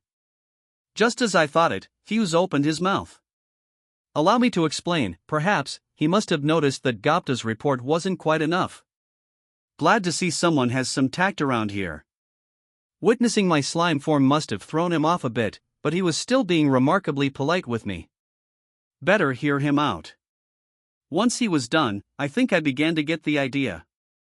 I guess the Orc Lord news had sparked so much chaos that he decided to have Cable guide him here to check things out for himself. Rommel provided some supplementary info of his own, too. He was largely in the same boat, driven by the guild and Earl Nidal Megam's fief in response to the rumors spreading across Bloomond. The magician told me everything he seemed to know about Nidal's thoughts on the matter, and judging by that, he had a pretty accurate grasp of what was going on. Why are you being so honest with me? I asked. To which he replied, well, to be frank, I'm really not sure what I should be doing here, right now. I just figured, honesty would be the best policy, as we try to move things forward. I solemnly nodded at him. That sure helps me, too. Suddenly, the previously silent and sullen Yom shouted out, like someone had flipped a switch. That crap doesn't matter. What I'm wondering is, why is this slime actin' like he's king of the world around here? I mean, y'all realize this is insane, don't you? And how do slimes even talk anyway? I mean, what the hell? Why's he got all you guys under his spell or whatever? How dare you be so rude? Cheyenne roared. You shut up, woman. Yom shouted back. Ooh. Bad move, I thought, but before I could even finish the thought, there was a dull thud as Cheyenne used her sheathed longsword to send Yom crashing to the ground. Ah. I'm sorry, you just what? I should have expected it, but I really need to do something about Cheyenne's temper. Yom may have been out of line, but this instantaneous resorting to violence had to be addressed sooner or later. I immediately had her look after Yom. She hadn't put much force into it, so at least he wasn't dead. A few shakes of healing potion, and he woke right back up. He winced at the sight of Cheyenne looking right down at him, but otherwise returned without a word to his seat. I had to hand it to him. It took a lot of guts to pull that off. Sorry about Cheyenne there. She tends to lose her patience a lot. I hope you'll forgive her. Yom nodded, I'm sure very reluctantly. But that was so terrible. I'm known for my endurance under fire, That was news to me. I figured it was safe to ignore her babbling. Wahahaha. Losing your patience, huh? I see you've got a lot to learn, Cheyenne. You need to broaden your horizons, like I have. No wonder you're so hot-tempered. I felt like I could hear Malim happily blurting out something like that, but I'm sure I was imagining it. No doubt it was the last thing Cheyenne wanted to hear from her. But anyway, it was time to put all these reports together. Fuse was here because he heard about this mystery slime, i.e., me, and wanted to get to the bottom of it. Figuring out whether I was friend or foe was his main priority. The very idea of monsters creating towns, pardon me.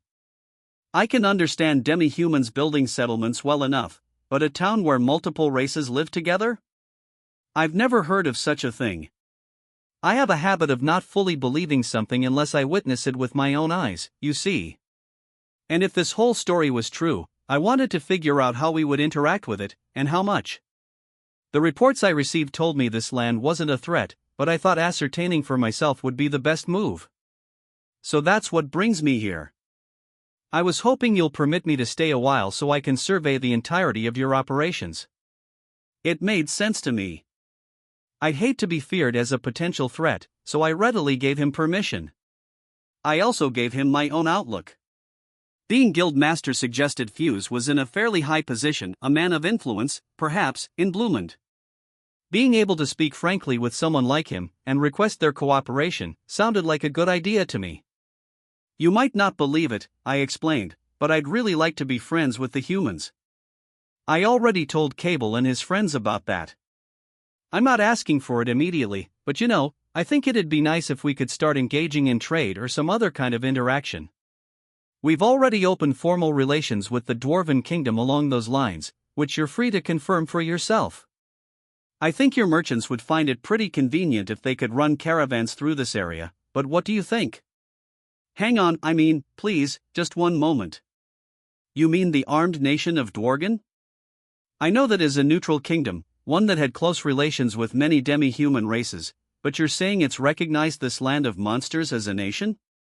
Because I find that extremely hard to believe. I had asked him to trust in me, but he was proving a tough nut to crack.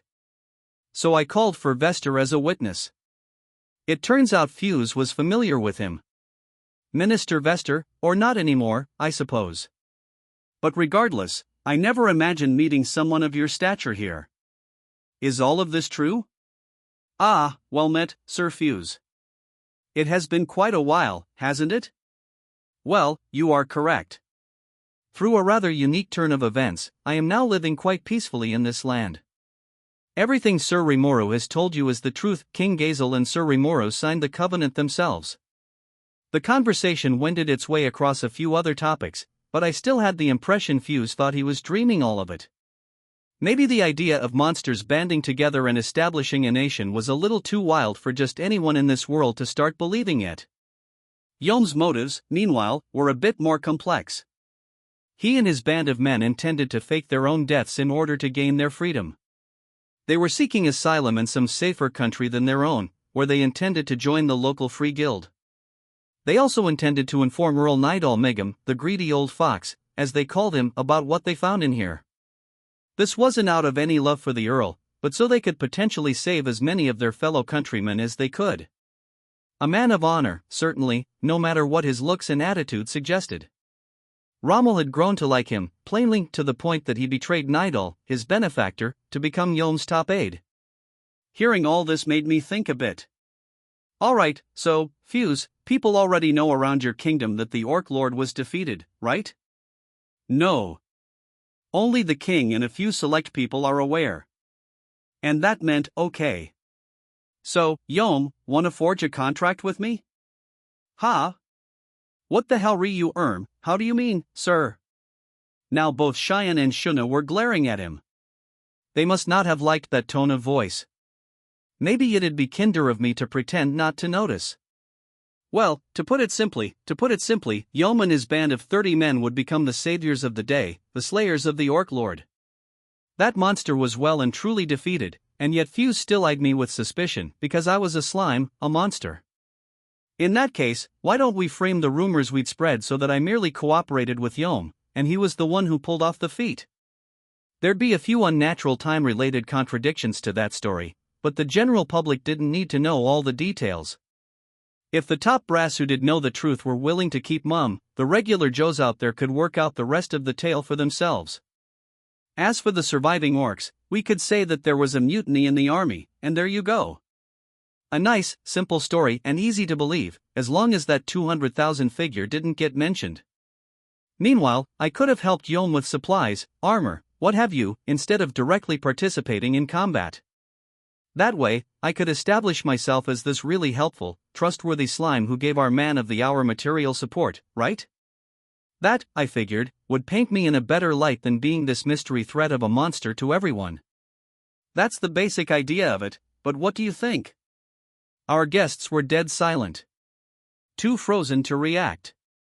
Cable and his friends, meanwhile, were so lost in this conversation that they had decided to sit there and enjoy their tea instead.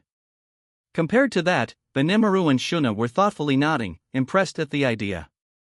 Malim and Cheyenne were all smiles and puffed-out chests, but I'm not so sure they understood me. Malim had nothing to do with this anyway. She's behaving, at least, but maybe I should give her some honey before she gets bored and starts wreaking havoc somewhere else. Who do you think I am? Well, all right. I'll take this. She gladly accepted the jar of honey I presented to her. Cheyenne flashed a jealous look at her, but, well, sorry, none for you.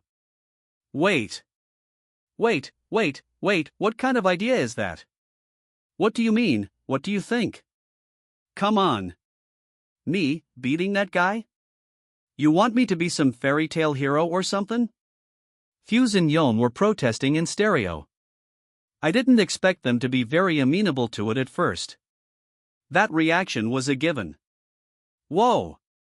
No hero stuff. That's someone special, so you can't just call anyone that.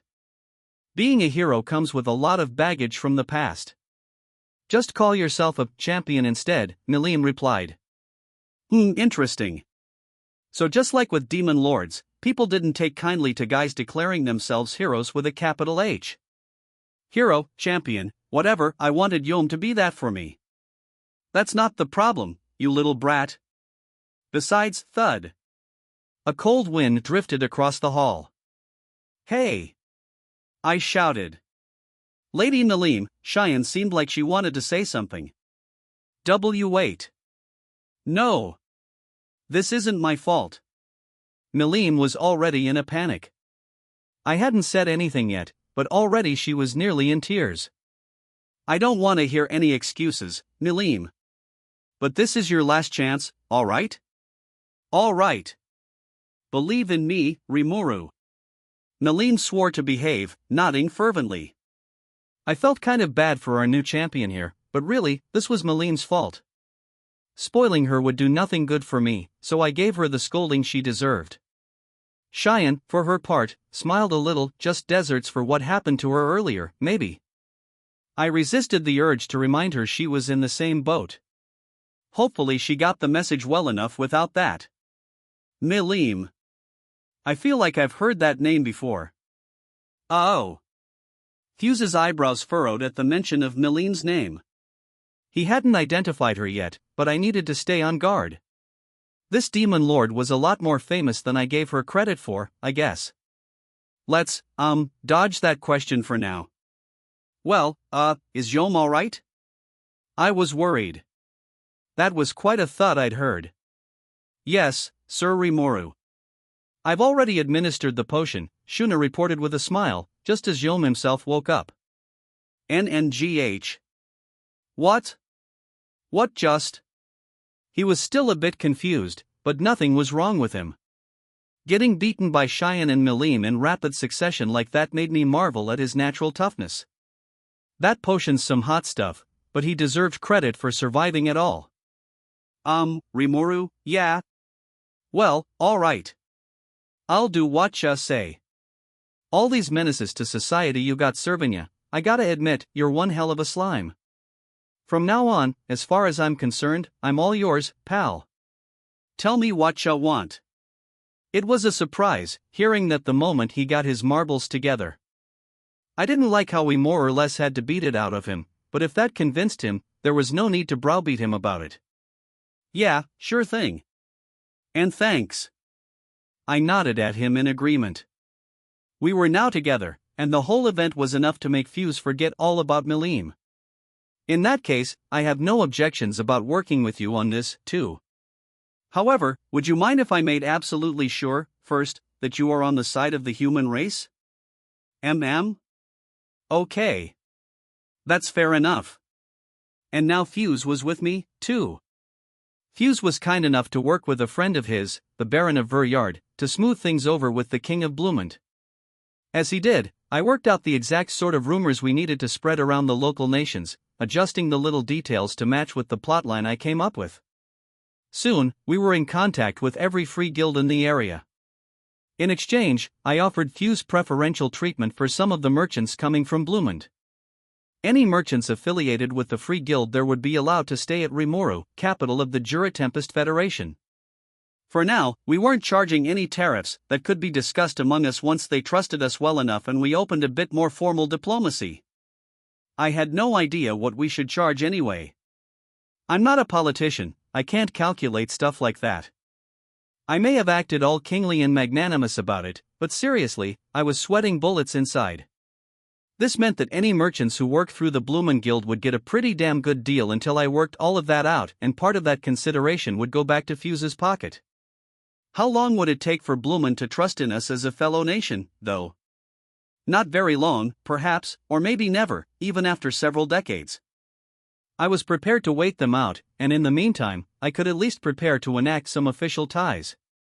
We'd need to build that trust first, but at the same time, we'd need to figure out how much of a tax would be appropriate. It'd have to be cheaper than Farmus, of course, and it'd be important to boost our amenities and spread the word on our safety record. We hadn't finished up our trading roads yet, so any tariffs could probably wait until that was all wrapped up. There was still a ton of work to do, but at least things were settled between ourselves and Fuse. And Bloomond was a small country, the rise of a nation with trade routes and a friendly leader offering them held major meaning. If we could toss guaranteed safety across the entire region into the mix, Bloomond could stand to make a major profit from it. If they could trust us enough to commit, that is. Now, to let Fuse bring that offer home and come back with a more detailed report. I couldn't say how it would turn out, but I had to hope things would go in a more positive direction from now on. As for Yom and his band, they would be staying here for a while. If he was going to be our Orc Lord a slaying champion, he needed to look the part. Hakuro was probably training him hard right then. The man had a decent amount of natural talent, but not quite enough strength to become the stuff of legend. Just giving him some big, long weapon to carry turned him into a different man, but we'd need more than that. Instead of just relying on his physical strength and instincts for battle, Hakuro thought he'd need to have control over some arts as well. Equipping him wasn't a problem. We just happened to have raw materials from a recently pummeled Night Spider on hand, and I figured we could use those to give him the best weapon and armor he ever saw. Until that was taken care of, his training would focus more on his body and mind. In battle, there were three things that mattered: speed, offense, and defense. That applied even if you brought magic into the mix, that could always be countered with magic defense, spiritual resistance. The Free Guild based its ranks off the aggregate of those three elements, which meant that simply finding some better weapons and armor would be enough to boost your rating.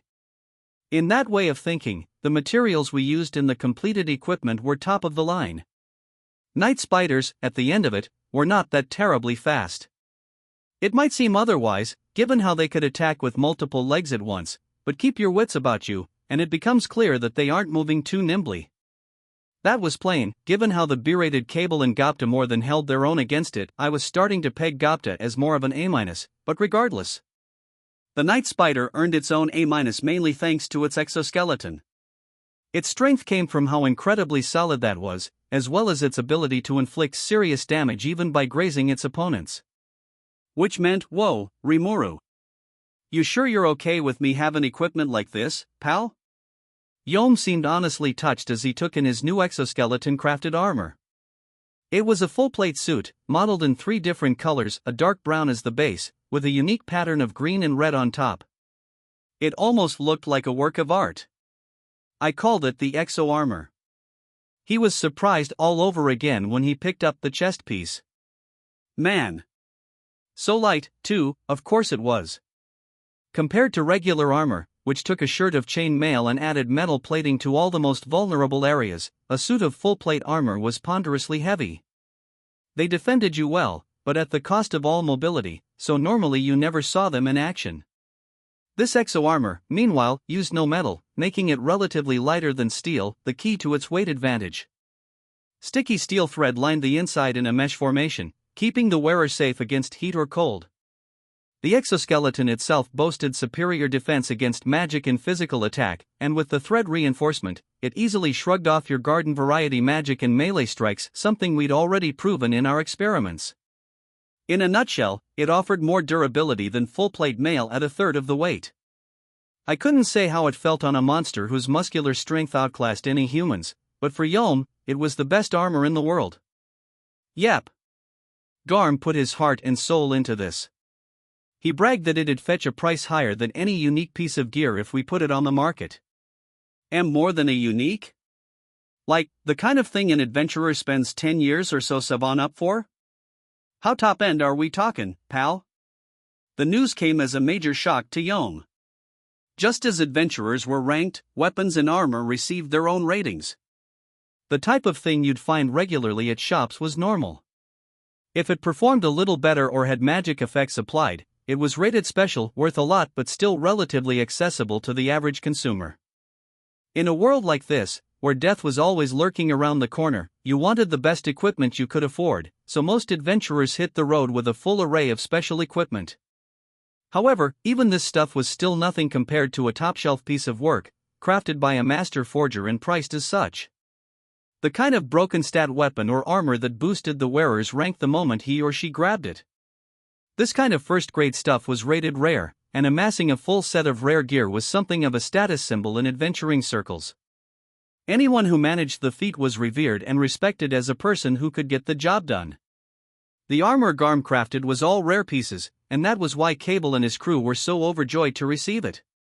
And at the very top, there was a level even above this highest of levels, equipment with world-shattering performance. Exquisite pieces made by old masters from only the best materials, taking no account of matters like production cost and profit. These were called unique. Weaponsmiths in the larger cities would decorate their shop walls with these for advertising purposes. Nobility would store them with tender care as family heirlooms. They were the best of the best, and there weren't many such pieces around, only adding to their rarity value. As an example, these sorts of unique items were equipped by every member of Gazel's personal friends, along with his Pegasus Knights. The pride of a nation of craftsmen, one could say. Money and materials were no object with their top-caliber equipment, honing an even sharper edge to their world-beating war power. Hell, no wonder they're so strong, I had thought to myself when I learned about it. Boosting their talents with weapons and armor were one way humans handled monsters, which I had no complaint about. But it had to suck for the monsters felled by such overpowered equipment. It follows that we wanted to play that same game with our own stuff. Based on that, again, Yom's shock was understandable. The greatsword he wielded was all scratched up, even chipped in places, it was no longer useful. Kurobe had prepared another weapon in its place, and it was another masterpiece. This was a Dragonslayer, a type of greatsword that could hold its own against large-size magical creatures. It didn't have a curve to it, unlike the larger battle swords the ogre mages had, it was more of a Western-style dual-edged blade. One edge was sharpened to a shine, dedicated to slicing and dicing, while the other was solidly reinforced, making it more of a crushing weapon. Given Yom's shield-free fighting approach, I figured he'd find that easier to handle than his last weapon. The way he stared at the Dragonslayer in his hands and murmured, "Look at this thing," suggested he was happy with it. Good. As a Kurobe creation, the Dragonslayer was another unique piece. With the right technique, it had the power to slice through even a night spider's exoskeleton. If you ask me, those two pieces alone just made Yom's power zoom up to A- rank. It sounded a bit like cheating, relying on equipment to boost your strength. But I let it slide. You needed technique to make the most of it anyway. Yom, to his credit, had grown strong enough to truly be worthy of owning this stuff. I hadn't given him anything except food and a place to sleep, and he had no complaint about that. I did hear him scream in pain and call Hakuro a demon and all kinds of other colorful things, but nothing about my treatment, at least. He was under contract to work with me, after all, and I gave him some pretty nifty equipment, so I figured I was fine. If I can be honest for a moment, I almost hesitated to let him have it all. Unique items were a rarity in this world, and I wasn't wholly sure I wanted ours to flow into the hands of outsiders. Ultimately, though, I decided that if he had champion-level equipment, that'd make my story all the more convincing. He was training hard in this town, his talents now noticeably improved. He didn't look out of place at all in his exo-armor. A little bit more work on him, and nobody would ever doubt for a moment that Yom slew the Orc Lord. The days of training continued for Yom. His weapon and armor were complete, but I decided that his band had better get equipped, too. I'd need to invest in them a little if I wanted them to help me out later. Hakuro would hammer them all into shape, too, so it should help them ability-wise. Plus, it'd give even more weight to the tale of this great champion and his stalwart band of supporters. Of course, they were after more than just nice equipment. Apparently, they were enjoying life here in the city as well. I didn't mind at all. They were working hard for me. What I had to offer them was scale armor dyed a fresh, bright green, the completed version of the test piece I gave to Cable. For the lighter equipped thieves and the like in their crew, I had a few sets of red-colored hard leather armor built. Both colors were a nice match for Yom's own exo armor. You're even giving this amazing armor to me? This armor didn't offer much against melee attacks, but it was pretty darn resistant to magic. All I wanted was for Rommel not to look out of place as the champion's personal sorcerer, but I'm glad he apparently liked it so much. Besides, this was about all I could do for him. Magic isn't something you can train your body for the way Yom trained with Hakuro, the rest would be up to Rommel himself. I also handed him a copy of our communication crystal. It'd be a pain if we couldn't stay in contact, and luckily for us, he just happened to be a magic user. That ought to make things easier. After preparing and presenting this equipment, I had Rommel go back to Bloomland. There, I wanted him to spread the word, and exaggerate a bit, about how the mighty Yom and his men gave the Orc Lord a swift and fatal whipping. He said he had no interest in living there again, either, as he put it, being the Earl's magician mainly just meant being assigned all kinds of potentially lethal tasks. Once he received his payment, he pledged to stick with Yom from now on. This Earl, Nidalnigam, sure didn't sound like he was much good at all. He put his personal fortunes above those of his people, he was greedy, and he treated his own staff poorly. Considering the high taxes he charged the local peasants, he certainly didn't devote much of it to territorial security. Given he dealt with issues only after they popped up like that, no wonder his people relied so much on the Free Guild. He's the worst bastard you ever did meet. Not that we're angels ourselves, but he takes the cake. Yom practically spat at me. The trope of a wicked, greedy nobleman was a familiar one in the stories I read, but when one was actively affecting your real life, nothing could be more depressing. But if anything, that was good for me. I could have Yom return home a champion, one who protected all of Migam. He'd go from village to village, allowing the locals to skip all the guild bureaucracy. He wouldn't work for free, of course, the village would simply submit their completed monster-slaying job papers to the guild, and he could get paid through the Earl later. No way would he, nor anyone else, want to serve Nidal for free. The arrangement would benefit us both, but its biggest merit was boosting Yom's reputation as a champion. He'd earn the thanks of whomever he saved, and stories of his strength and sincerity would spread across the land. That, in turn, would boost the rep of the monsters who supported him, i.e., us. Plying his trade across the villages wouldn't be easy, but keeping his base of operations here, in Rimuru, would simplify a lot of things. A communication crystal could be activated by any of the shamans that every village had at least one or two of, so I decided to pass a whole bunch of copied crystals around. I could essentially duplicate them for free, thanks to the Great Sage's backup.